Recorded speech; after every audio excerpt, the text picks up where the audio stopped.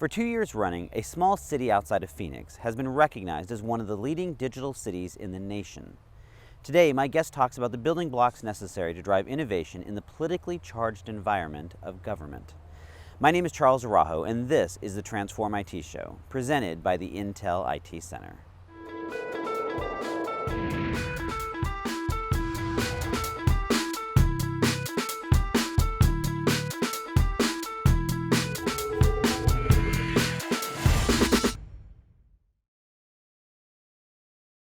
I recently traveled to Phoenix to sit down with Lloyd, CIO for the City of Avondale.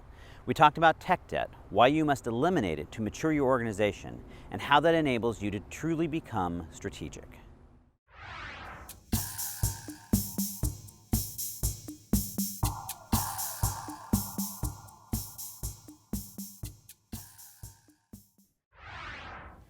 Rob, welcome to the TransformIT Show. Thank you.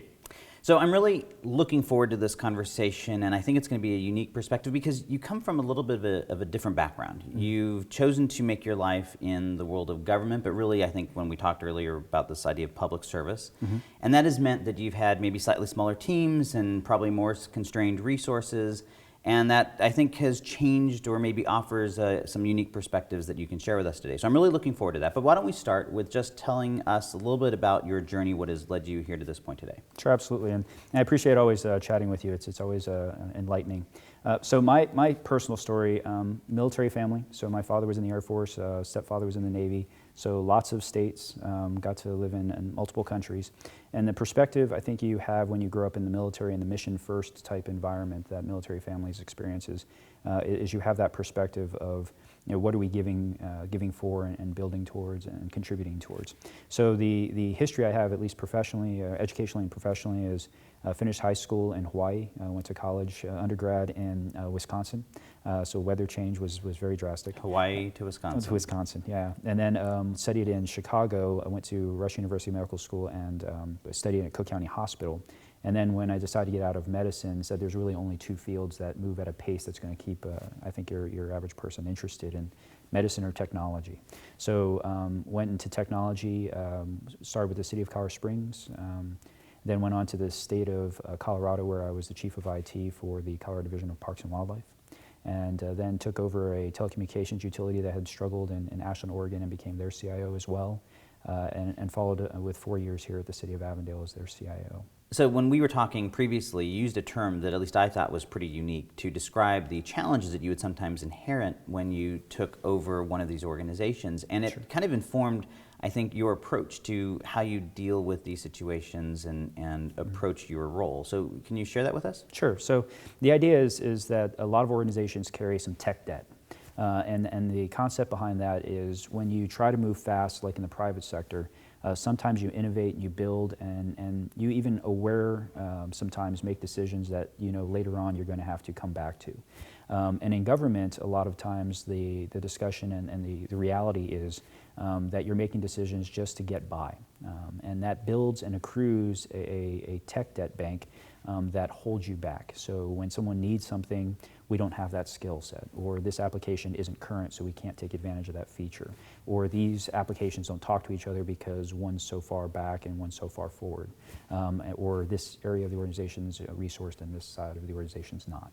And so one of the things that has been an underpinning of progress and making IT responsive to an organization, I think, is paying off that tech debt. And what that means is that you have a good understanding of what your IT portfolio is, and that means the people and the technologies and the relationships with departments. Then you have a platform on which you can build. And so there's some analogs in the private sector as well. If you take a look at like Salesforce.com and when they had some of their big failures as they were growing so fast, and they actually took a year, and one of their founders took the initiative to say, how do we get our organization on the right path so we can keep on having this high arc curve of growth and support our customers. And that's the same kind of lesson in government. The other reality is in government, you have to think long term. So when we buy things, we're not buying for speed, we're buying for equal opportunity to vendors. So that's the fairest thing we can do for the community. When we implement things, we can't fail, because then people can lose their jobs, it hits the papers, the political leadership aspect takes a different turn for the worse. And so you have to really be thoughtful, be very thorough, and do everything the right way and achieve the results at the end so that the organization's always in a good position to do the next best thing. What I think is interesting about the term tech debt is it casts it in a very interesting light. I'm curious, do you share that term publicly? I mean, is that something that you talk about with your team at all? Or? Yeah, I use it liberally, but I'm not sure. It didn't seem like a catchphrase at the time, but now I'm thinking maybe I should trademark it. But no, I think it portrays things very clearly, and people don't have to think hard to say, I understand what you're saying. Well, I think it is. I think what's important about it to me is, at least for most of us, we understand that debt is useful, but also is problematic. It constrains you and it limits you, and that until you can control it and leverage it to your advantage, you can't move forward. And I think that's what it does. I mean, it immediately kind of conveys that. And I think it's probably, I mean, do you find that it's powerful in terms of helping you actually move things forward? Yeah, when we talk about how an organization has to have a certain level of IT maturity to really be responsive, and then you talk about the tech debt that you need to overcome, my experience has been organizations generally have the intuition. They know what you're talking about. They know that they have some deficits that they need to pay off. But then when you have that conversation, you say, so here's where the technology's at, here's where our people are at, and here's what we need to close so we can do all the things that you need us to do with you. It's a very clean conversation, and the terminology and the turn of phrase pays off, I think. So once the debt has been retired, then you're free to kind of do some other things, right? Mm-hmm. Absolutely. And so once you have that foundation, what we can do is take the next step and lay out what we think of as a governance program. And that means that we have a strategic plan and a concept of where we're going to take the organization with technology enabling it. And you remember the old days where you do an IT strategic plan and they're pretty much all the same. They say IT has these technologies, they're out of date. Your people aren't trained, you don't have enough people, you don't have enough money, and the conversation isn't happening in the organization. So you could almost just change the name and put that in any organization. You're messing with all the consulting companies right now. Yeah, You know, that's exactly. Yeah, but the reality check for us came in the early 2000s in the City of Colorado Springs, where we also said, what are the inventory items, and once we set that technology foundation, engaging with people and saying, what do you need from us? And so that we had defined a couple key goals that helped us be very successful in moving into the e-government era. We were the first city to be all online procurement, to be all online job applications, and this is at the start of the 2000s. And so that was just from the conversations and what the organization was willing to do and wanting to do. And then along the way, I evolved that even more. So when I got to the Colorado Division of Wildlife, we made that program one where it takes two pieces. One is a group to listen to employees to say, what do you need in your day-to-day job to operationally improve the organization? And then also with directors and executive staff, where do you want to take things? So we have that full view of day-to-day to long direction, and we have an IT strategic work plan that we develop every year for a 18 to 24-month horizon, and keep it in an active basis. The other part of that is having an active conversation. So every 2 weeks, I talk with director staff, and we say, here's what we've completed, here's what's still active, and here's what's next in queue. And is that still the right prioritization of the city's resources, where the city needs to go? And that can change, but it's not IT saying, here's who gets what. It's the organization saying, here's what our priorities and needs are, and then we steer it together. And so it's a very engaged process.